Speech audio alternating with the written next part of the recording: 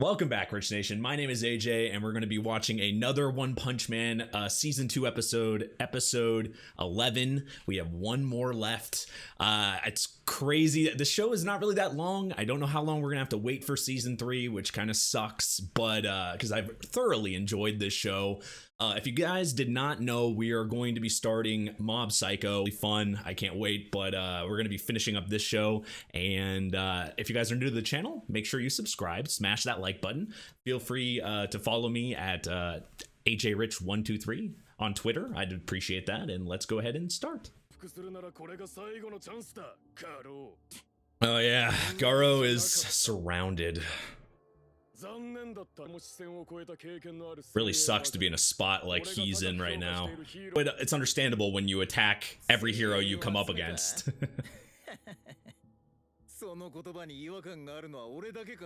Well, you fought some of them.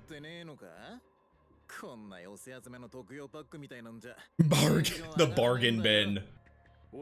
Actually, when you think about it, they, like, the lower class than S could be jealous because they probably get paid more, better treatment, all that stuff. So the class A and below don't get recognition. Understandable. So because Garo like took out a lot of class S, the lower class heroes think if they take out him, then they'll get recognition. That makes complete sense. Because, you know, Garo has almost put himself in an, I mean, he has S-class strength at least, so it makes complete sense the lower guys would want to take him out. Now he's just a bounty at this point. Oh, yeah. I wonder if that kid's opinion will be swayed if he's hearing all that.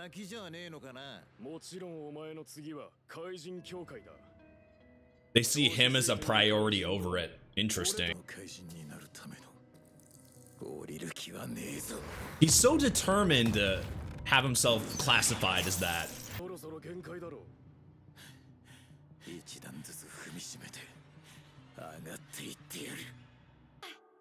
Yeah, as a kid, all his friends are probably, yeah, looking up to heroes, and I've never really looked at it that way. A lot of the time, the heroes kind of, like, group up to defeat, like, a strong villain. Yeah, because, like, in this case, it's exactly that. He's technically the monster, and they're teaming up, like, you know, 561ing here.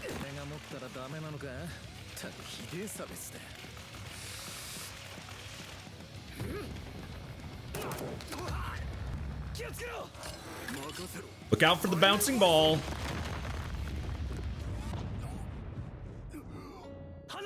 Ooh.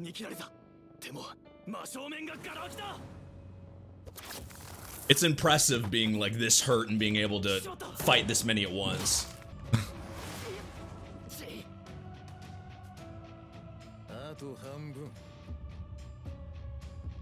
Damn. See, it's kind of, it's flipping this to me. It's making them look like the villains to the audience and to myself here.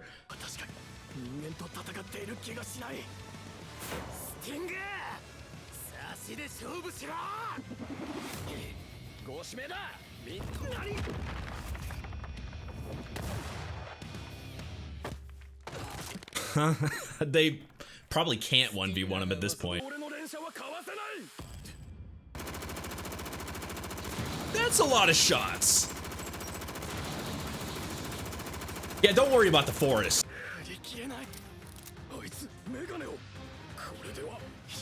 Ah, what a strategy.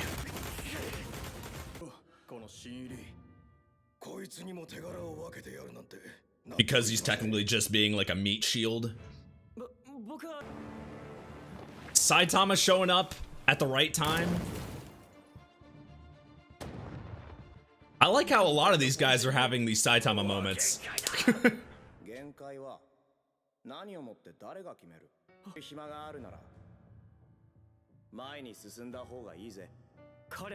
Really, he's really actually influencing everybody.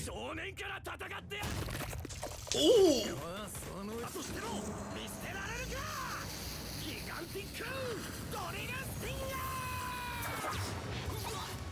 Garo breaking faces and bodies here.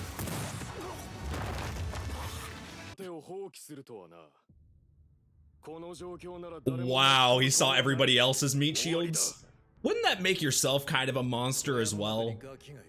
Seeing your, you know, teammates as that.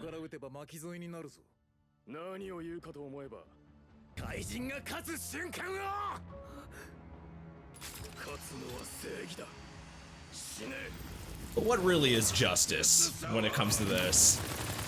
That's pretty demonic.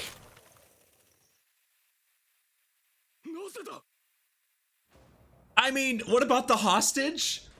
Is that really a hero move there?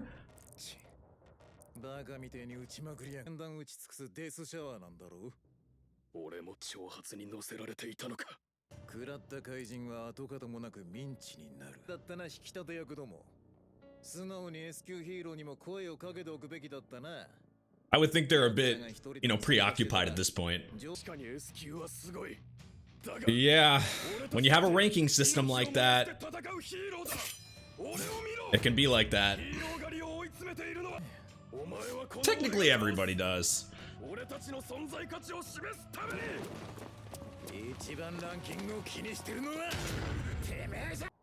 Completely obsessed with it when you're looked down like that.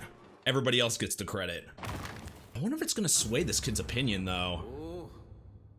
Oh, shit. Oh, no. Does he see him as a monster?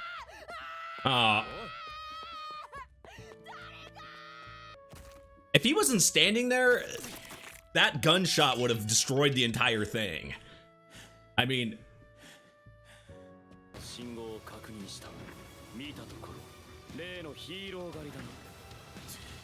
Hmm? Oh, Genos? Okay, now it's gonna get serious. Genos versus Garo.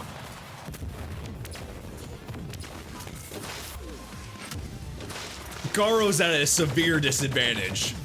How many fights he's done. And Genos just upgraded.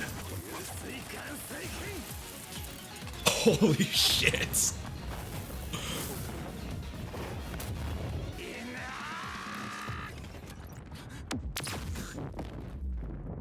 God damn.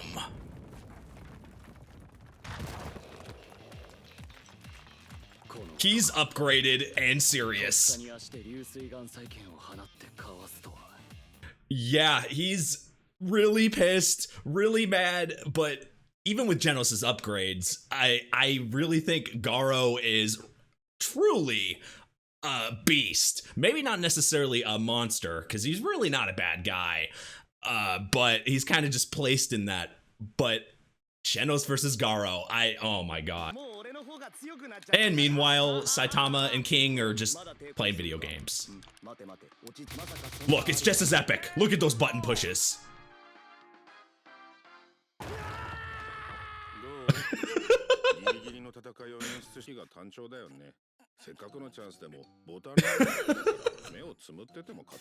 He might be able to beat him in a fight, but not in a game. This is how I feel when I'm trying to play a fighting game and get my ass beat.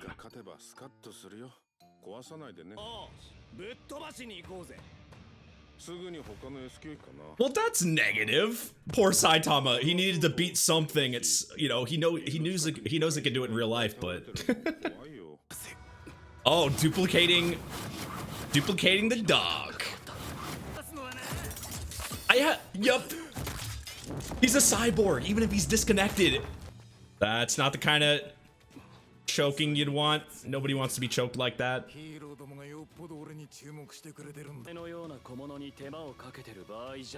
God damn, that's brutal, Genos. Never holding back.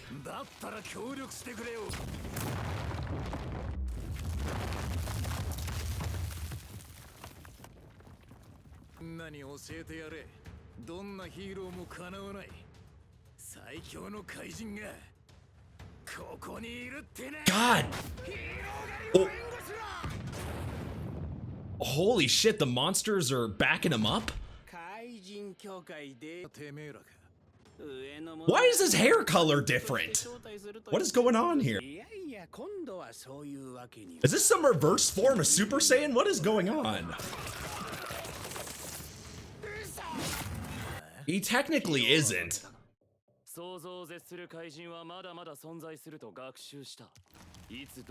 Holy shit.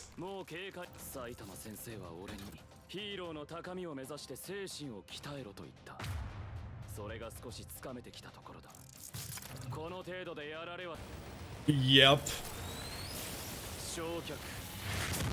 Oh! Okay, his master came to kick his ass.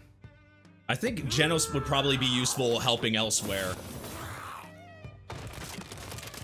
What the fuck? Fucking disassemble. Okay, this fight makes more sense. Student versus master. He broke a blood vessel in his eye. Holy shit. Is the orange hair just blood? Is that what that is? It's just all fucking blood?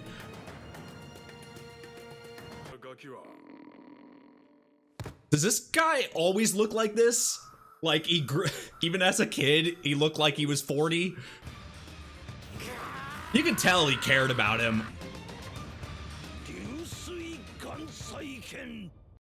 You can tell the master cared about the student. Like, when you teach someone for that long and he gets, you know, strong, Garo went there to get stronger, obviously, and was kind of using the system. But the question I think here is, did the student care about the master? I have a feeling he probably partly did. We've seen some more like human, like more of a human side to him. He's human, obviously, but he really, especially in this instant, he looks like a monster. Him going against against the heroes, the monsters see him as a monster because they're literally helping him and he didn't even ask for it. And then when the heroes see the monsters kind of help him and gang up like that, they're thinking he's working along with them, which is really funny because other people literally turn themselves into monsters to join up with the Monster Association.